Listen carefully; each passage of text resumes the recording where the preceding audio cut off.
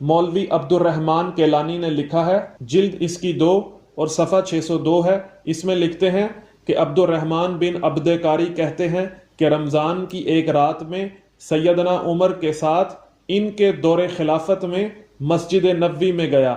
ہم نے دیکھا کہ لوگ مختلف ٹولیوں میں نماز تراویح ادا کر رہے ہیں، کوئی اکیلا ہی پڑھ رہا ہے اور کچھ ٹولیاں ایک امام کے پیچھے نماز ادا کر رہی ہیں۔ تو سیدنا عمر کہنے لگے کہ اگر میں ان سب کو ایک امام کے پیچھے اکٹھا کر دوں تو یہ بہتر ہوگا۔